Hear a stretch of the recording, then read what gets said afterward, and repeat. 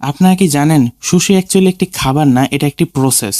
Process মানে যে খাবারটি আছে ওটা ভেতরে থাকবে এবং বাইরে একটি ভাতের লেয়ার থাকবে এবং তারপরে সেটাকে রোলের একটি আকারে তৈরি করা হবে, যেটার মাধ্যমে ভেতরে যে খাবারটি আছে সেটা প্রোটেক্ট রাখা হয়। এবং জাপানিজরা এই জিনিসটা অনেক আগে তৈরি করেছিল যেন তাদের প্রোটিন নষ্ট না হয়। ধরেন বংসং সিজনে ওরা অনেক মাছ টাছ ধরতো, কারণ শীতকালে তারা তো আর বের হতে পারবে না। মাছ টাছ ধরে তারা কিভাবে সেটাকে ফ্রিজ আপ করবে, কারণ সে সময় তো আর ফ্রিজ ছিল না। তখন তারা কি করতো, রাইস এবং সল্ট দিয়ে তারা মাছগুলোকে প্যাঁচিয়ে রেখে দিত এবং তারা সেই সময় আবিষ্কার করেছিল যে রাইস এবং সল্ট দিয়ে প্যাঁচিয়ে রাখলে মাছ দীর্ঘক্ষণ থাকে, সহজে নষ্ট হয় না। তারপর ওদের যখন খিদা লাগতো তখন ওরা সেটা নিত এবং ভাত আর সল্টটা সরিয়ে ভেতরের প্রোটিনটা খাইতো।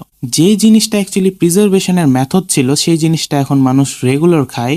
এখন আর প্রিজার্ভ করার কোনো ব্যাপার নাই, সুশি একটা প্রপার খাদ্য হয়ে গেছে এখন, এবং এটা মানুষ অনেক মজা করেই খায়, যেটা এটার উদ্দেশ্যে বানানো হয় নাই। 22 বিলিয়নের একটা ইন্ডাস্ট্রি যেটা পুরোটাই দাঁড়িয়ে আছে এই মেথডের কারণে, এবং যেটা আসলে হওয়ার কোনো কথা ছিল না। ইন্টারেস্টিং, তাই না?